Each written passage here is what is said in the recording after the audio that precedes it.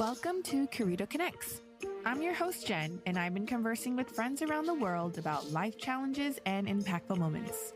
Conversations on this platform look at answering the questions how we overcome challenges and how our experiences shape who we are and the work we do today. I hope this work can inspire you on your own personal and individual journey. Let's dive right in.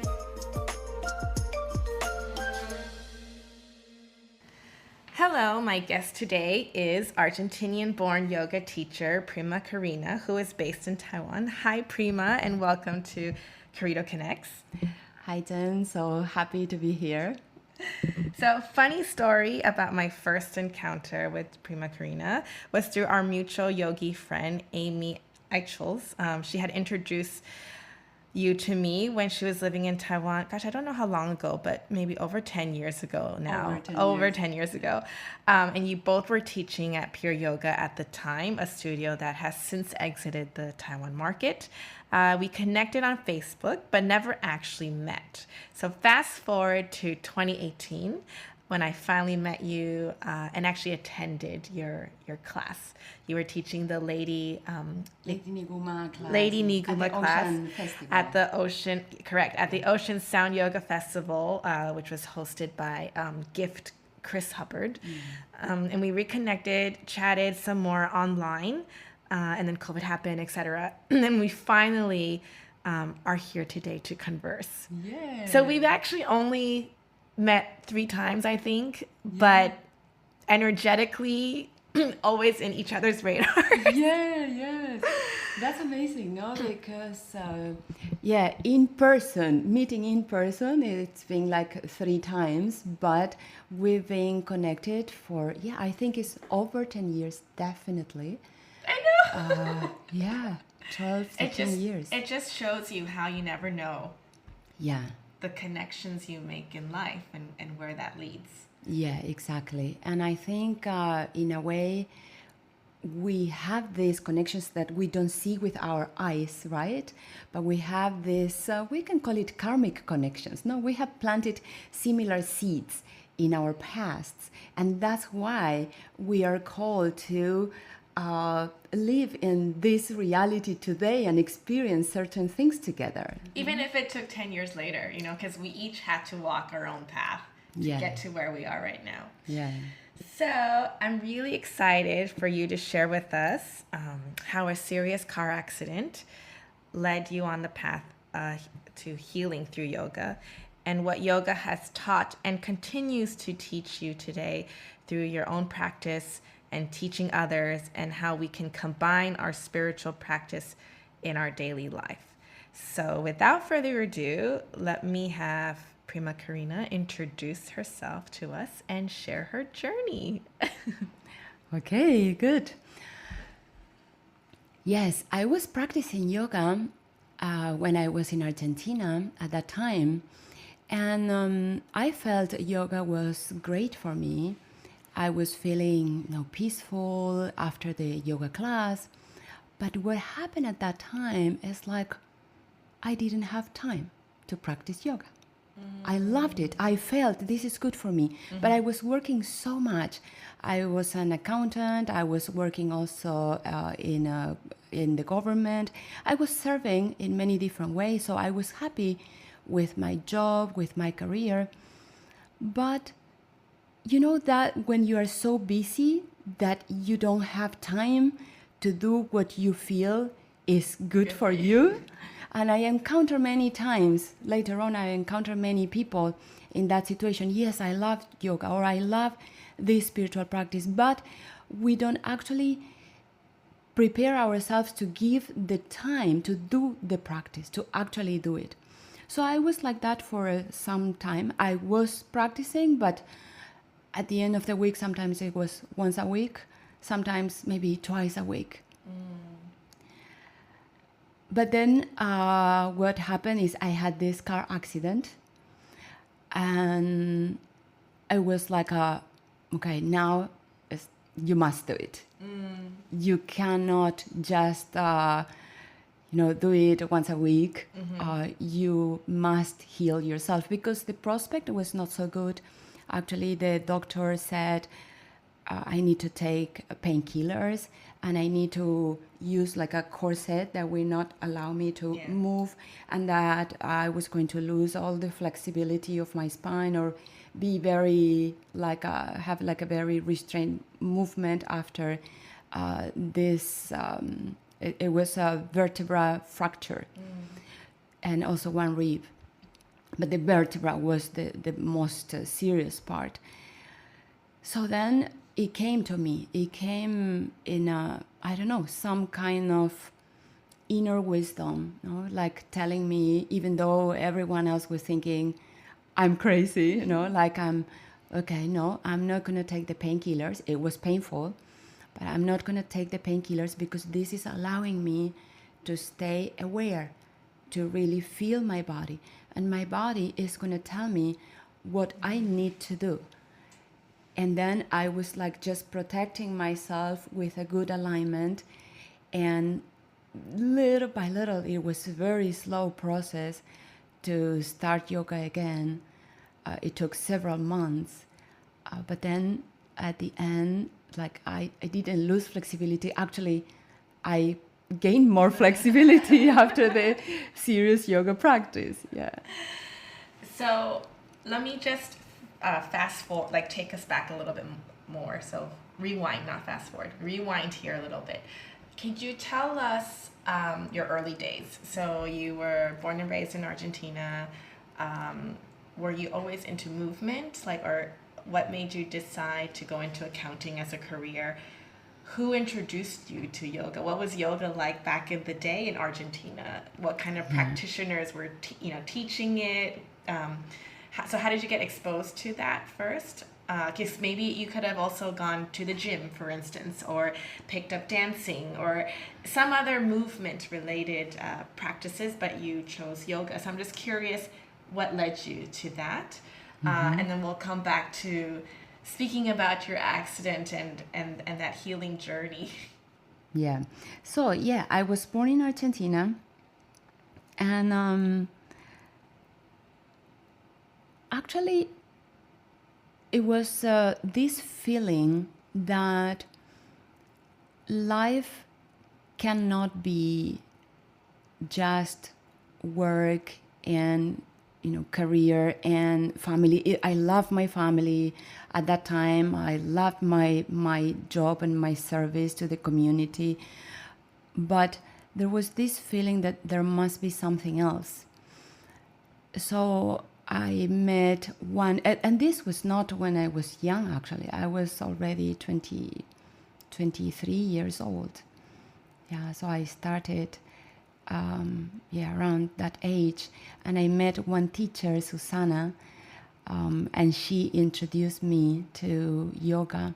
She was a teacher in Argentina who had almost passed away with a disease that was not possible to cure.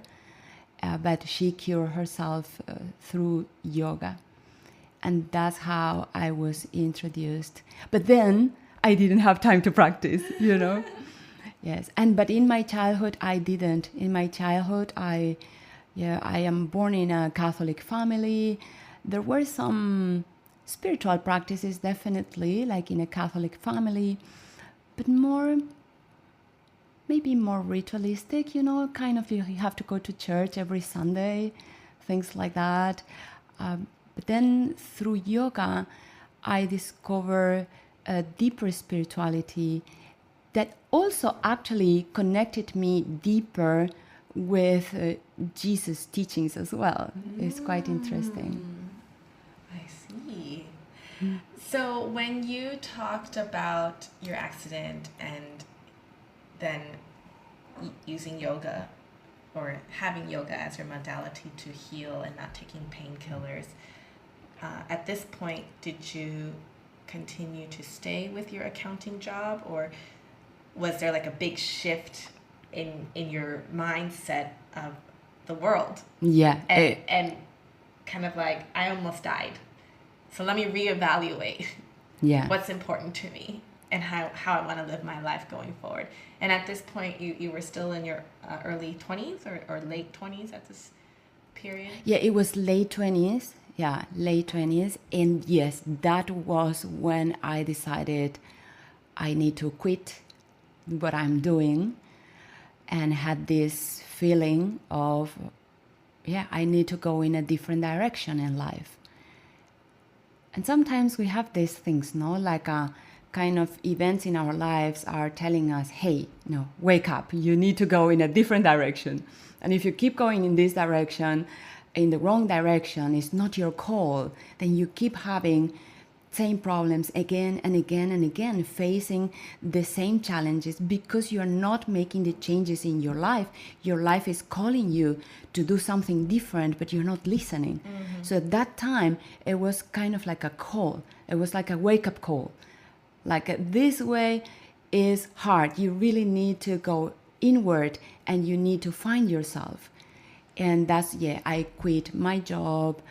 I moved out from Argentina. It was difficult because it was kind of like, I don't know where I'm going. I knew I liked yoga, but I didn't know how I'm going to survive in a different place. And there was this sensation that in Argentina, I couldn't really find the teachers where I lived. There was this amazing teacher, Susanna, who introduced me to yoga. But then I needed a more, not just like a, like a normal regular yoga class twice a week. I needed something deeper. And that led me to study at the Sivananda school, first in Europe, and then later on to India. I've been going to India for every year for the last, except for the COVID time that I couldn't travel. But yeah, for the last 15, 16 years, I've been going to India every year. How did your family react to that?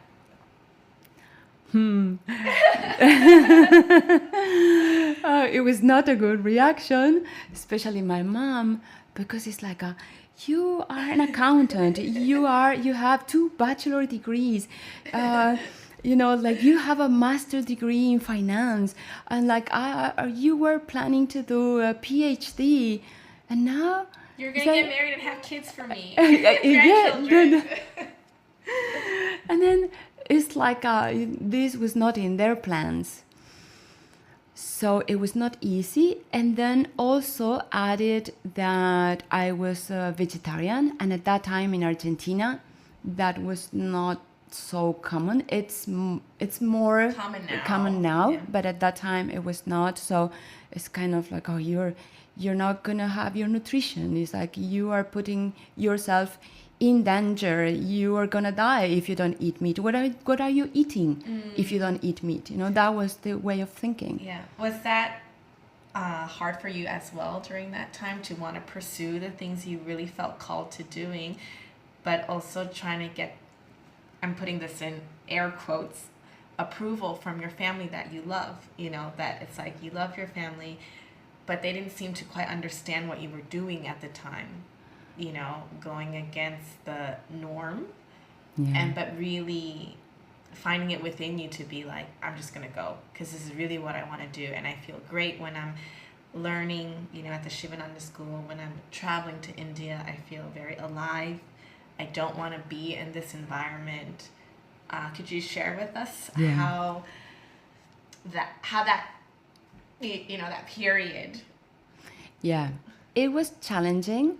There was something that helped me, and it was that I won a scholarship to study in Europe. And as I was studying this, it was a master's degree, I was also going to the Sivananda Center, doing karma yoga, learning Sanskrit, and learning the deeper philosophy and yoga as a way of life.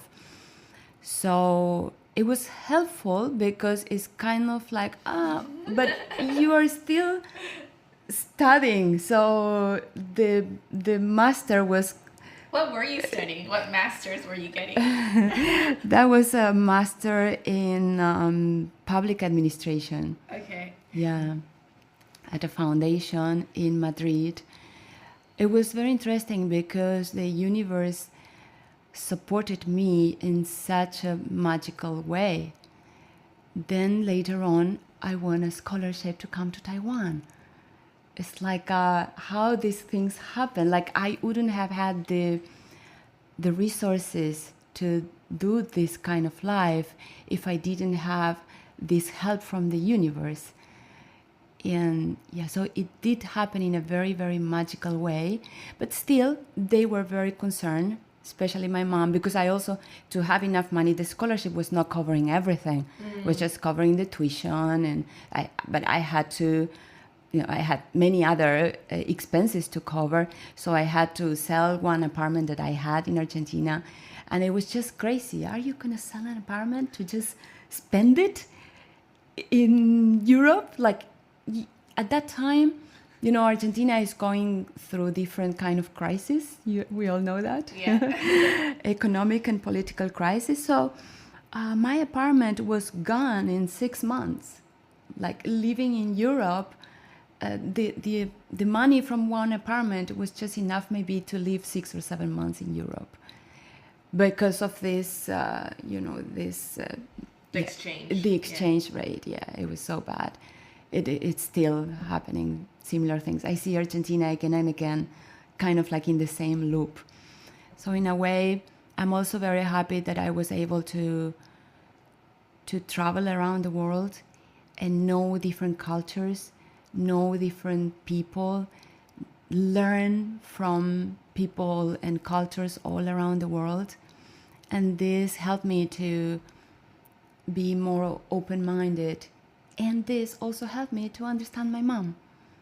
It was interesting because then the first years they were difficult because we were actually sometimes fighting on the phone. Right. Like it's like you call to your home, you are on the other side of the world, and you call, to say hi, how you are, and then there's all like why, and then just fighting on the phone. And then I was thinking that this doesn't make any sense. I'm doing yoga to find peace. This is not peaceful. And this is not peaceful at all. But then I understood. And a shift happened. When I changed, my mom also changed. So what was the shift? What made you change those frustrations you had with her or the misunderstandings you had with her for you to, like you said earlier, your exposure to different cultures and traveling allowed you to understand where your mom was coming from? Yeah, exactly. I think yoga in a way helps us to understand different people and understand where they are at, and then you can work with them wherever they are, because it's all fine. We're all in different, it's like we're all on the same path, but some of us are like in different processes in life. Yeah. So I could understand her suffering, her sorrow. And at one time I decided I was actually going to Argentina every year to visit them. And when I was going there, we were also having problems. It's like, oh, you're not going to eat. And sometimes I was, fasting. That was actually even more. That was the worst thing I could do. Like, how can you be fasting and not sharing with the family? And I'm like, okay, but you can eat whatever you want. I have my tea, I have my water, I share the table. But no, it's kind of like, they don't feel comfortable if you're not eating with them. So I start understanding that. I understood it from a different point of view. There was kind of like I could say, a compassionate understanding. And when I had that, I used to be also very aggressive. If I look back, I remember in those first years, going to my mom's home, opening the fridge and saying, smells like death here, dead animals here. And, that was aggressive because that's their diet. I should have been also, a little bit more kind to them and understand that, okay, accept that. that I can change, but sometimes we have this problem. We change and we want our loved ones to change with us, but maybe they're not ready to do that change, and it's their decision. So then when I understood that, and then I decided I'm not going to go into conflict anymore, because yoga is finding peace within me and around me. So I'm accepting this situation.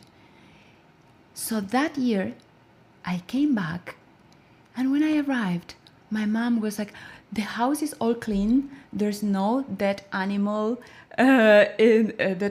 in my fridge. The dog's food is in another fridge outside, and I'm gonna be eating vegetarian with you for these 2 weeks. And I was like, what? What's that? I couldn't believe it. So when I changed, she changed. I didn't have to ask for anything. And that was a big, big teaching for me. It's like Mahatma Gandhi says, be the change that you want to see in the world. Yes. When you change within you, then you see the outside also changing. Because everything around us, our whole reality, is coming from us. So there was a conflict within me, then I was seeing that conflict outside of me. So it was... It was a good trip home that year. Yeah. And it helped me a lot. It helped me to grow and to really understand the yoga teachings in a deeper way. Really understand that when you do the change within you, the whole reality around you is also changing. That's a good quote. So let's head to, I don't know. Okay, before we go into the next chapter, I guess I'll call it chapter, but was there anything else you wanted to add regarding your car accident in terms of,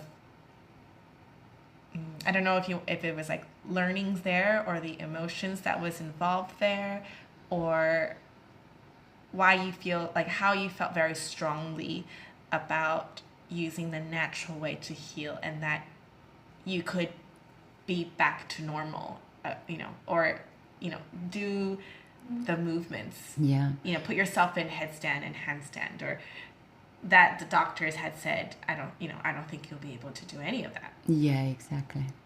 Yeah. It was a slow process. It was not fast. It took several months to be able to start doing yoga. First, it was more kind of yin yoga and very, very, very gentle. But there was also a kind of conflict with my family at that time, because it was like, how is it possible that you are not doing what the doctors are telling you to do? But I think when we take responsibility for our lives, then at the end, people will just end up respecting our decision. This is what happened. But yet they didn't agree. It's like for them, from their perspective, I should have done what the doctor told me to do. Otherwise, it was like risky, and based on what? Based on your heart? It's like, what's that, It's like, that's crazy.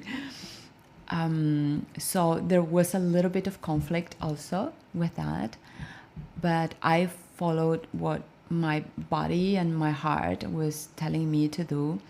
And yes, little by little, it happened. Then it healed.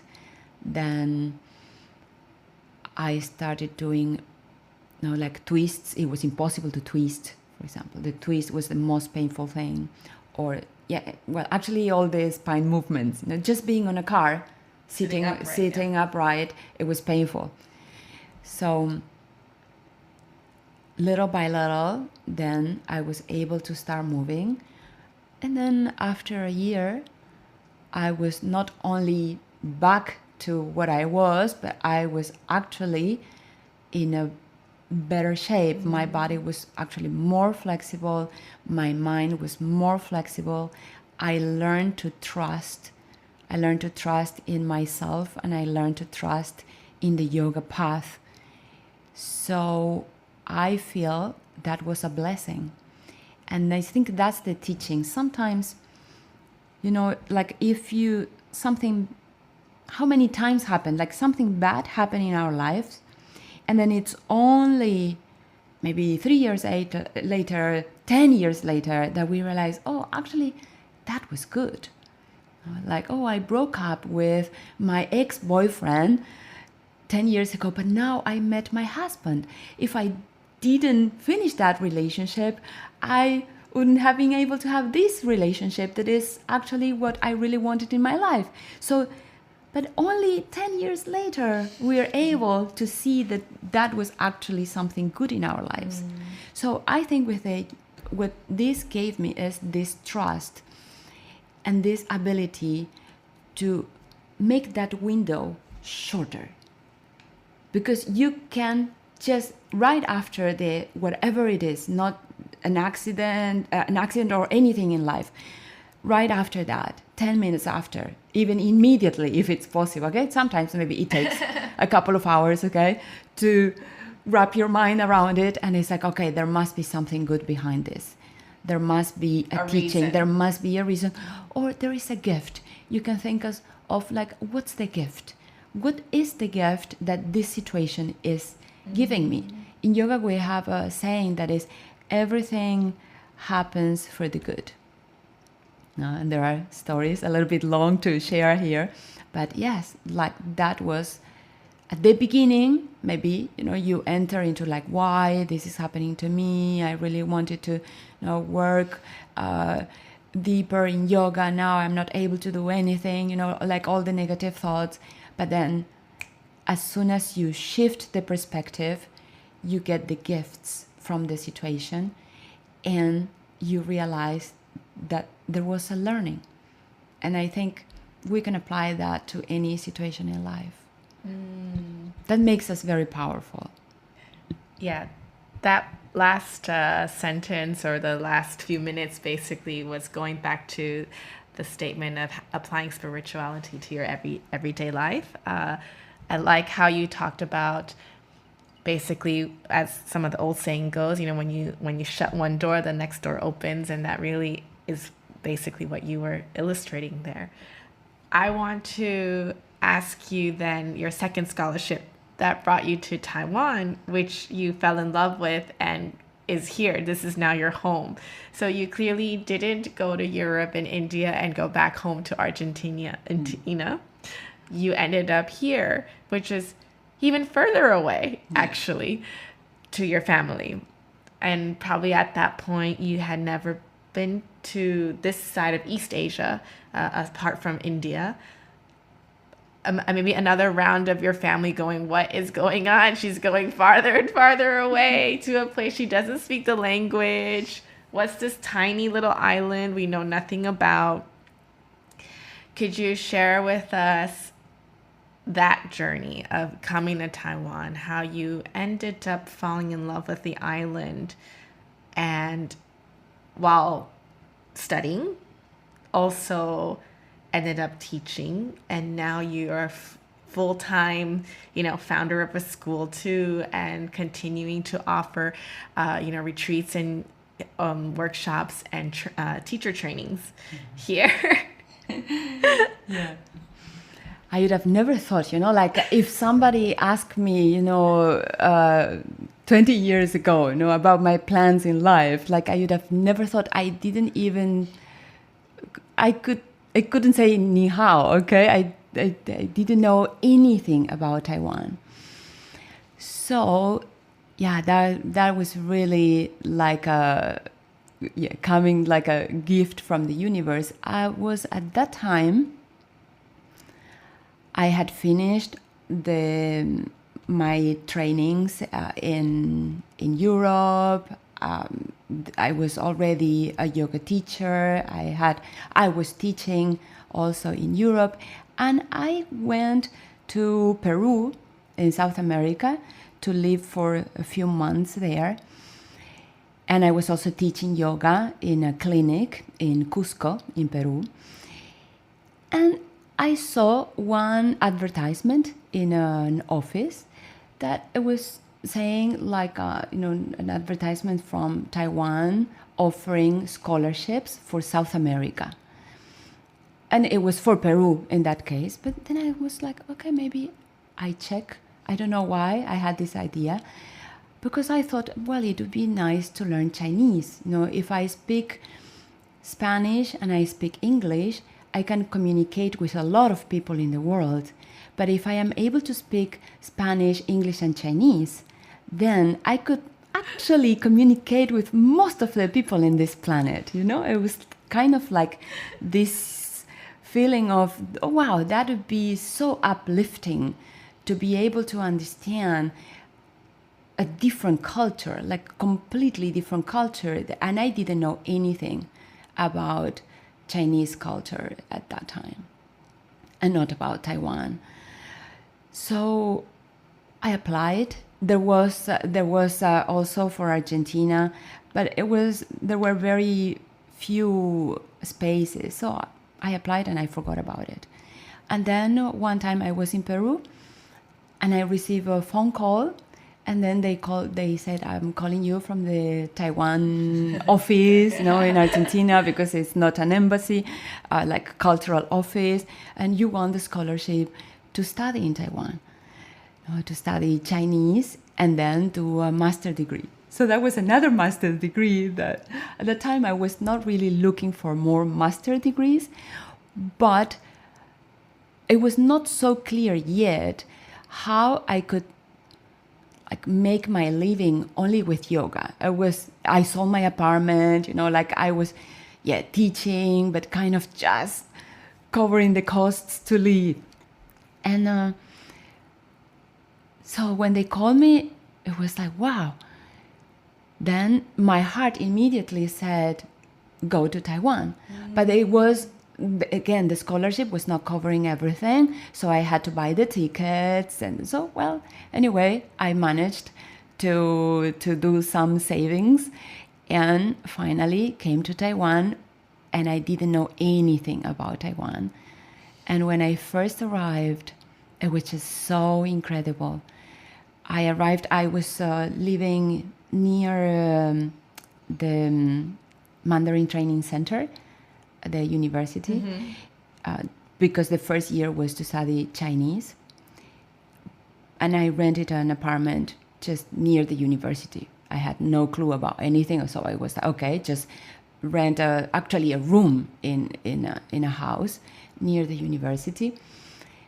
And then I go out of this house, I walk a few meters, and just in front, like 30 meters in front, there was a yoga studio. So I went there. Elsa was there, the owner, an amazing yoga teacher. And she welcomed me. Oh, welcome to Taiwan. You are a Sivananda teacher. Sivananda is the first yoga book I read. So I was so inspired by Sivananda. And then she said, and you know what? In 2 months, I'm going to India. Could you cover my classes? And I was like, wow, this is just amazing. I didn't even look for a job or look for how to make my life here, and it's already happening. So Taiwan was very, very magical in many ways. And I fall in love with the kindness, friendliness of Taiwanese people. I think there's also kind of like a deeper understanding, for example, of the law of karma, the zhong gua da gua, zhong tou da tou, and then I felt home.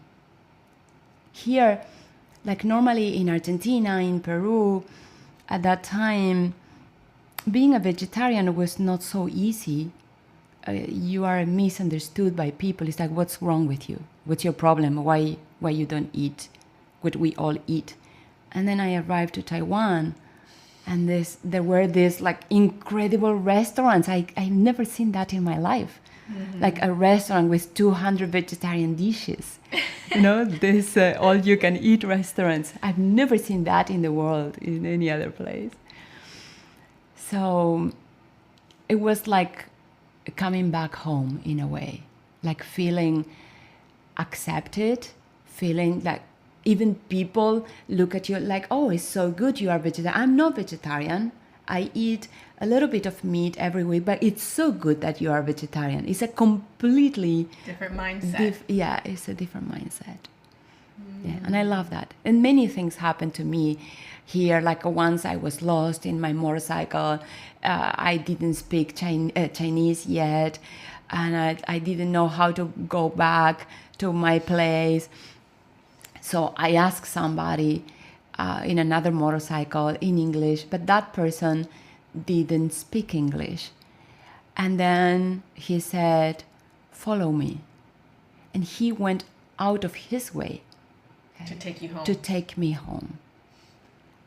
I couldn't believe that. It was like, wow, there's really so much kindness. So many times, so many things like this, like I lost my wallet, I lost my credit cards, I forgot my whole backpack in a park. Every time I found it, or somebody came to my home to give it back to me. These things are just, we live in this society, and sometimes I think Taiwanese are not so aware of that, It's just such an amazing, so safe. Everyone taking care of each other. It's just incredible. So I agree. That's why it's so amazing to be here.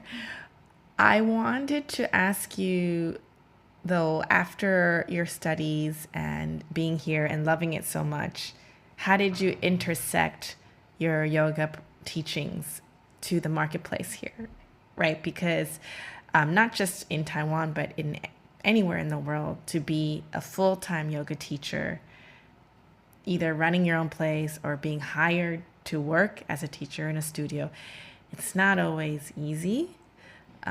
But what kept you going, and how did you manage to navigate the environment in a foreign country to you to continue to share what you wanted to share, right? So when we had initially connected, you were at Pure, which was a, can I say commercialized studio, business studio format.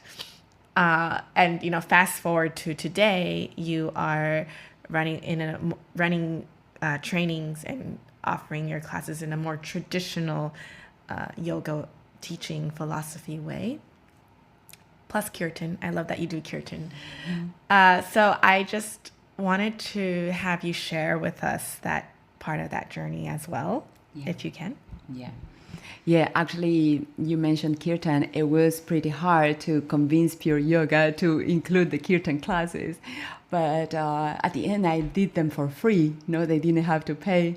And then I talked to my boss at that time in Hong Kong and really, explain what kirtan was and how we could help people. And anyway, it was like I can offer it for free. So then some people start coming, and then more and more became interested, and then it became like a normal class at Pure Yoga as well.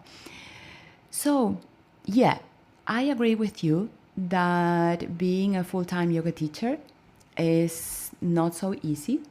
I feel it's really a blessing in my life.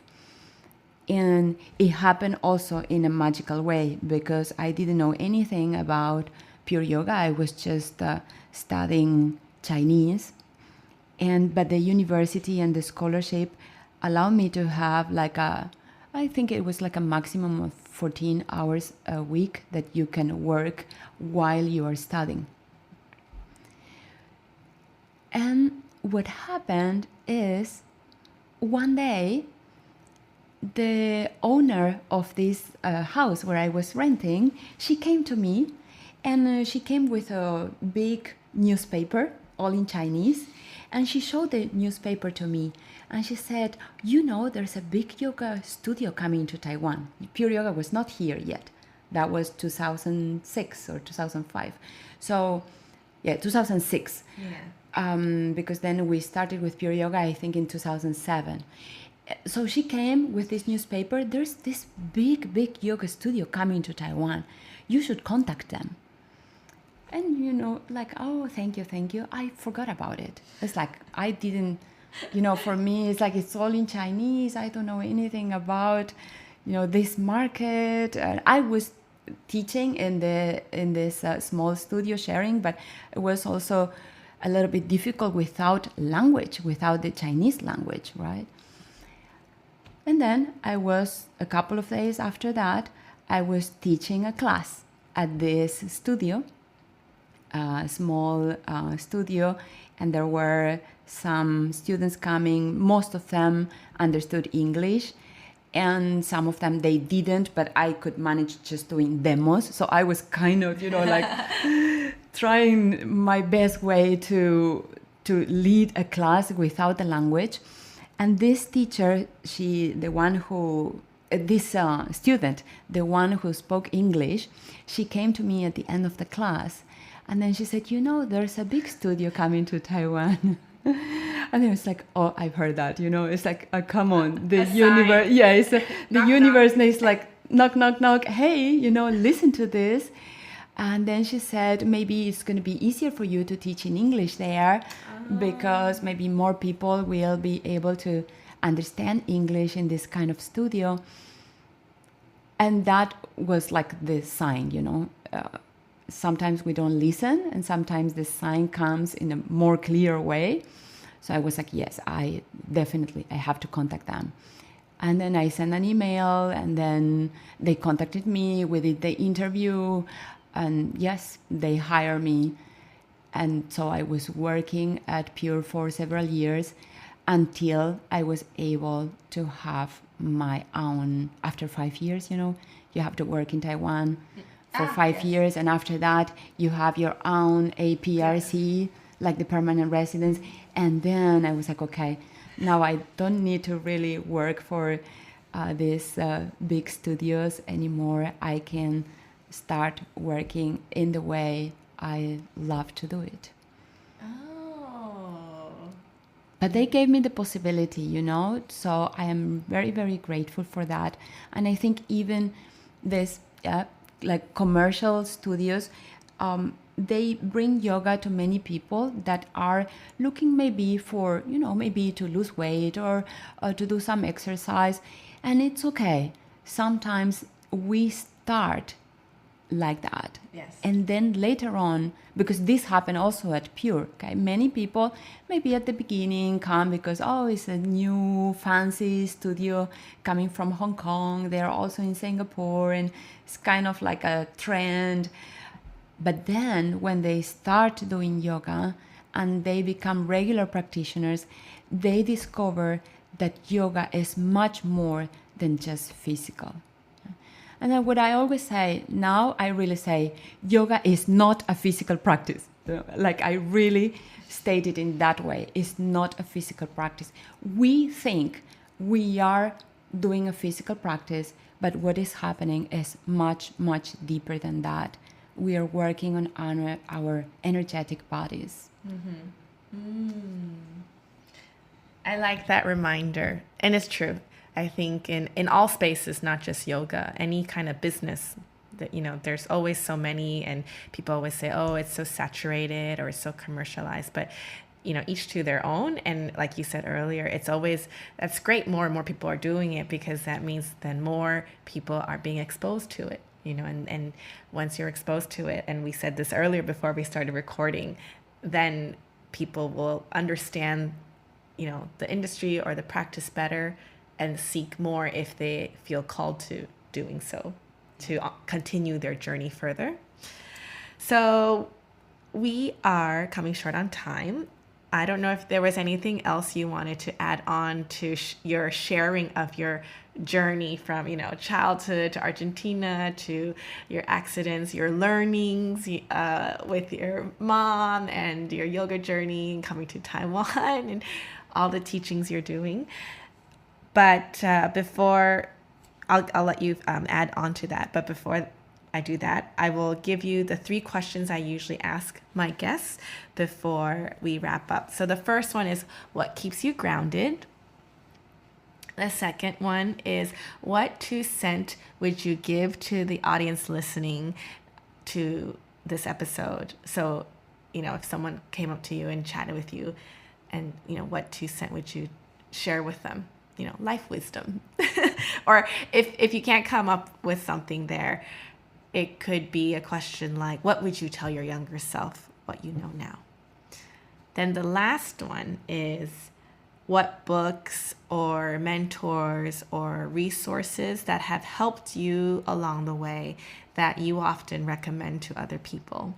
And you can list a few if you have certain books that you're always like, if you had to read just one book this year, please read this one, something like that. So. Okay, good. I feel so much gratitude to Taiwan, and I feel like it's really amazing to be able to find this environment that is allowing us to do yoga practice included in our lifestyle in a completely free way. I love that. And I think we also have to keep planting these seeds to keep this freedom and peaceful environment in Taiwan. And I think we are doing that. Like I see it in Taiwan all the time. Like when you go outside of Taiwan, so many times people call me telling me there's war. Like China is invading Taiwan. So many times happen, like friends from other parts of the world. And how are you? Is everything fine? And then it's like, when you are inside Taiwan, like people are really living a peaceful life inside here. Of course, yeah, we also have some worries but there's this deep trust that everything is going to be fine, and the more peace we plant within us, we will be able to keep a peaceful environment around us. So I love that in Taiwan. And regarding what keeps me grounded is also connected to that, is connected to my daily practice. And when I say my daily practice, it doesn't mean asana. Oh, yes, I also do asana, but that's not the most important. Is the practice of gratitude, for example. Wake up in the morning, and this, for all Taiwanese people, sometimes we don't think about we have good quality of water, we have a shelter, we have an incredible health insurance system that is covering everyone in the whole island. There's no other country with such a health insurance system in the world. We have amazing fruits, we have amazing vegetables, we have, people who care about you. If somebody is having a problem on the street, somebody will come to help you. Like in South America, many times it happens that people are afraid because there's so much crime, there's so much robbery, so they're afraid. If somebody is feeling not well on the street, maybe it's faking. So you go to help, and then somebody else is coming and stealing everything from you. This is something that it doesn't happen here. Is we are in such a safe society that is taking care of all of us. Now, like the difference, of course, there is poor people, there is rich people, but the difference between rich and poor is not as such a big gap as in other places. So I love that in Taiwan, and I love that gives me this space to keep a regular practice in this everyday gratitude is something very important. I would say that's the most important. Mm-hmm. And of course, then, yes, asana, meditation, I would say. Pranayama, I do also pranayama practices, but it's not always, because sometimes I don't have the time. Of course, the breathing, like basic pranayama, always. But the advanced pranayama practices, I do have periods, like I do okay, now for these 3 months, I'm going to be doing more advanced pranayama practices. Then I focus on that. But I'm not always able to keep it up. But the basic gratitude practice, meditation practice, and communing with nature. And that's why I moved to Taitung, actually. I used to live more near Taipei always. Before it was Geelong. At some time I was in Yilan. But then finally I moved to Taitung. I really love Taitung. I love the natural environment there. So communing with nature is also something that keeps me grounded. Yeah.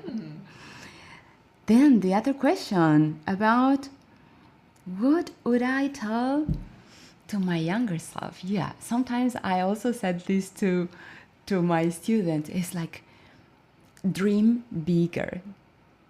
Dream bigger, because we become what we think. Whatever is your dream, wherever you are thinking, whatever is your vibration, this is what you are attracting to you in your life. And sometimes we think we cannot make it. We think we have to struggle to make it happen. And I used to have this kind of thinking. So I went through struggle many times until I realized, hey, come on, but everything I was dreaming of when I was young, then it became true. So if I have to say something, it would be like, dream bigger and dream that all your dreams will become true at ease, with joy, and with peace, and not with struggle. The whole reality around us is a reality that we are creating. It's not coming at us. It's a reality that is coming from us. We create our reality with our thoughts. We become what we think. So, yeah, whatever is your dream, you can make it happen because you are a creator. Yeah. Yes. I like that one. Good reminder. It's a very good reminder, I think. Yeah. Otherwise, we play this like kind of this little game, no? Like, oh, I'm not good enough. No, I'm not at that level. I cannot make that happen. And it's kind of like a false humility game, because that is not really tapping into our own source power, into who we really are. We are creators. With our thoughts, words, and actions, we are creating the reality around us. It might take some time, so we also need some patience. Maybe it doesn't happen right now. Okay, there's a gap of time. And then those seeds that you planted through your words, through your thoughts, through your actions, they will sprout, and they will be the life that you will be experiencing. And one day you are like, wow, I am walking in my garden, right? And this reality is the reality I created with my own thoughts. So never play the little game. No, we are creators. We are, as Master Sivananda would say, we are the architects of our own destiny. Yeah. So, yeah, about books. Shivananda is my first teacher, so there are many of his books that are offered for free in the Divine Life Society, and you can actually download the PDFs. The Shivananda School also they have many books. One of them is Yoga, Your Home Practice Companion. I am one of the models there, so I would also suggest that book if you want to learn yoga and the 5 basic principles according to the Sivananda School. That book is also available in Chinese now. And then I have this like 2 lineages. On one side, these traditional yoga teachers, okay, from ancient India. Lady Niguma is also a teacher from India, and I received her teachings through Geshe Michael Roach. So another book that I would suggest is How Yoga Works. 瑜伽真的有用吗 in Chinese. Yeah? I think it's a book that is written in a very simple way with simple words, but it's very, very profound, because sometimes the yoga scriptures are a little bit difficult. Yeah. There's a lot of Sanskrit, and maybe we feel like, oh, but I don't understand that. So then How Yoga Works is a book that will help you to understand the deeper teachings of yoga in a very simple language, and with like kind of like a story, like a novel. Yeah. And then on the other hand, I also had the influence in my meditation practice from Reginald Ray. And there are many of his teachings also available online. And Mahamudra practice in like different kind of meditations. This is basically, we can call it somatic meditation. And it's so connected to yoga because yoga, hatha yoga, okay? Yoga is very broad. There are many, many other types of yoga. But hatha yoga is using our body. But if we're doing yoga, but our mind is somewhere else, then that's not yoga anymore, right? So we have to be embodied. Is an embodied practice. So this meditation I learned from Reginald Ray is a somatic meditation. I also did Vipassana retreats from Goenka, and we have also that possibility in Taiwan, these 10 days silent retreats. I also encourage people to go deeper within, because we garden our mind, and then we create the world around us. That's very beautiful. So many resources. I will include your website, your Facebook, Instagram, all the resources you shared with us on the resources links below, so people can connect with you, learn more about your offerings as well. Great. Yeah, we do have actually an online course that we created. It's in Chinese, it's in English, and it's in Spanish, and it's called Laying the Foundation. It's like a 33-day yoga journey. I call it yoga journey because like every day I give you a little practice, like a 20 minutes video and some practice that you are doing every day. But sometimes we do a course and we forget everything. But when you do a journey and every day include a yoga practice in your life, and when I say yoga practice, it doesn't mean asana. There is asana, but there are many other practices like, for example, tratak, looking at a candle light, or like gratitude, like different kind of tools that are very, very powerful for our everyday lives. And it's there. So yeah, I give you that link. Okay. So that's all the time we have. Thank you so much for sharing. This is very wonderful. And you provided so many words of wisdom actually throughout the whole sharing process, which I will try to share in the posts as well. So thank you so much for your time. Thank you, and thank you for this gift that you're bringing to the world, because I think communication, it's such an important tool nowadays, and more people are able to receive this wisdom and these teachings because there are people like you that make them available for more and more people. And I think this is the way to create a better world for all of us. Thank you. Thank you. That's all we have time for today. Thank you for listening to Curito Connects. For more Connects content, collaborations, and discoveries set to inspire you on your own individual journey, please head to our website at www.curito.co. Until next time, stay inspired, and thank you for joining us at Curito Connects.